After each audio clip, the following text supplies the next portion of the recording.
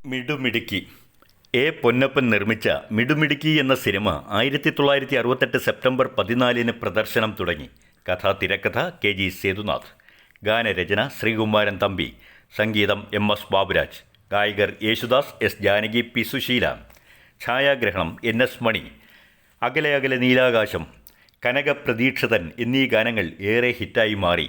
അഭിനയിച്ചവർ സത്യൻ, കൊട്ടാരക്കര, അടൂർ ബാസി, Bahadur, Hari, Ambika, Sharada, Aranmula Ponnamma, baby Rajani, Bhaskaran Nair, ചെറിയ ഉദയശ്വരം, Kuttan Pillai, VN Sridhar, Edasseri. സംവിധാനം cross belt മണി. മണിയുടെ ആദ്യ ചിത്രമായിരുന്നു ഇത്. കഥ: ഭാർഗവൻ പിള്ളയുടെ കുടുംബം എന്നത് ഭാര്യ, മക്കൾ സരസു, രാധ, ഗോപൻ എന്നീ അംഗങ്ങൾ ഉൾപ്പെട്ടതാണ്. ഭാർഗവൻ പിള്ളയുടെ ജോലി ആധാരമെഴുത്താണ്. ഒരു നാൾ പിള്ള മരിച്ചു. അതോടെ ആ കുടുംബം നിരാധരരായി തീർന്നു. ഗോപൻ വളർന്നു വന്നാൽ വീടിന് ഒരു ആലംബമാകും എന്ന് കരുതി. എന്നാൽ അതുണ്ടായില്ലെന്ന് മാത്രമല്ല, ഗോപൻ്റെ ഭക്ഷണ ചിലവും മറ്റും നോക്കേണ്ട ചുമതല കൂടി അമ്മയ്ക്കും മക്കൾക്കും വന്നു ചേർന്നു. ഒരു ചെറിയ കോൺട്രാക്ടറായിരുന്ന രഘുനാഥ് സരസുവിനെ വിവാഹം കഴിക്കാൻ തയ്യാറായി. സ്ത്രീധനം വേണം. സ്ത്രീധനമായി ആകെ ഉണ്ടായിരുന്ന വീട് സ്ഥലവും നൽകാമെന്നായി. രഘുനാഥ് സമ്മതിച്ചു. വിവാഹം നടന്നു. വിവാഹാനന്തരം രഘുനാഥ് വലിയൊരു കോൺട്രാക്ടറായി മാറി. സുന്ദരിയാണ്, സുശീലയാണ് രാധ. അവൾ കുടുംബം പുലർത്താനായി ജോലി ചെയ്യുന്നത് ഒരു പ്രൈവറ്റ് ഡോക്ടറുടെ കീഴിൽ നേഴ്സായിട്ടാണ്.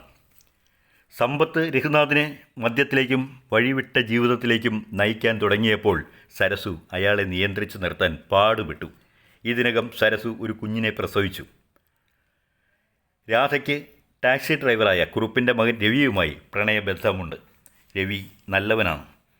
അവനും രാധയെ പ്രണയിക്കുന്നു, അതിലേറെ ആരാധിക്കുന്നു. എന്നാൽ അവനുമായുള്ള ഈ ബന്ധം രഘുനാഥിന് ഇഷ്ടമായില്ല. അവൻ പലവട്ടം രാധയെ താക്കീത് ചെയ്തിട്ടുമുണ്ട്. ഒരു നാൾ രഘുനാഥ് സരസുവും കുട്ടിയുമായി രാധയുടെ വീട്ടിലെത്തി. രാധയുമായുള്ള ബന്ധം അയാൾ മറന്നു. ഭാര്യയുടെ അനുജത്തി സ്വന്തം അനുജത്തിയെപ്പോലെയാണെന്നുള്ള കാര്യം വിട്ട് അവളോട് പ്രണയ അഭ്യർത്ഥന നടത്തി. രാധ അയാളോട് നില മറക്കരുത്, വില കളയരുത് എന്ന് പറഞ്ഞു. എന്നാലും ഒരു നാൾ രാധയെ കയറി പിടിക്കാൻ അയാൾ തയ്യാറായി. കുതറിമാറിയ അവൾ അയാളുടെ കർണത്ത് അടിച്ചുവിട്ടു. രഘു പ്രതികാരചിത്തനായി. സ്ത്രീധനമായി നൽകാമെന്നേറ്റ വീട് സ്ഥലവും ഉടൻ നൽകണമെന്ന് അയാൾ ആവശ്യപ്പെടുക മാത്രമല്ല, സരസുവിനെയും കുട്ടിയെയും ഭാര്യ വീട്ടിൽ നിർത്തി. ഇതിനിടെ പത്രവിതരണക്കാരനായ പുരുഷോത്തമന് രാധയെ വിവാഹം കഴിക്കാൻ ആഗ്രഹമായി. അതിനുവേണ്ടി രാധയുടെ സഹോദരൻ ഗോപനെ കൂട്ടുപിടിക്കുക മാത്രമല്ല, ടാക്സി ഡ്രൈവറായ കുറുപ്പിൻ്റെ സഹായം തേടുകയും ചെയ്തു. മകനുമായുള്ള പ്രണയം അറിഞ്ഞിട്ടില്ലാത്ത അയാൾ അതിന് സമ്മതിക്കുകയും ചെയ്തു. രഘുനാഥ് കാലങ്ങൾ കഴിഞ്ഞിട്ടും പകയടങ്ങാതെ നിന്നു. രാധയെ കൂടി തൻ്റെ ഭാര്യയാക്കണം എന്നയാൾ നിശ്ചയിച്ചു. സരസു കേണ് അപേക്ഷിച്ചിട്ടും അയാൾ വഴങ്ങിയില്ല. പകരം മറ്റൊരു ഭീഷണി, താൻ വേറെ വിവാഹം കഴിക്കും എന്നതായിരുന്നു. താൻ അടിച്ചതിന് തന്നോട് ക്ഷമിക്കണമെന്നും അതിൻ്റെ പേരിൽ ചേച്ചിയെ സങ്കടപ്പെടുത്തരുതെന്നും പറയാൻ രാധ രഘുനാഥിൻ്റെ വീട്ടിലെത്തി. ഇത് കണ്ട പുരുഷോത്തമൻ രവിയെ വിവരം അറിയിച്ചു. കരഞ്ഞു കലങ്ങിയ കണ്ണുകളോടെ പാറിപ്പറക്കുന്ന മുടിയുമായി രാധ രഘുനാഥിൻ്റെ വീട്ടിൽ നിന്നും വരുന്നത് കണ്ട് രവി അവളെ തെറ്റിദ്ധരിച്ചു. അവൻ രാധയുമായുള്ള പ്രണയം അവസാനിപ്പിച്ചു. വീടിൻ്റെ അവസ്ഥ: വിധവയായേക്കാവുന്ന ചേച്ചി, തന്നെ തെറ്റിദ്ധരിച്ച് പിണങ്ങിപ്പോയ കാമുകൻ, തന്നെ പ്രാപിക്കാൻ കാത്തു നിൽക്കുന്ന രഘു. ഇതിനിടയിൽപ്പെട്ട് വിഷമത്തിലായ രാധ വീടും സ്ഥലവും രഘുവിൻ്റെ പേരിൽ എഴുതി കൊടുത്തു. രാധ സരസുവിനെയും കൂട്ടി രഘുവിൻ്റെ വീട്ടിലെത്തി.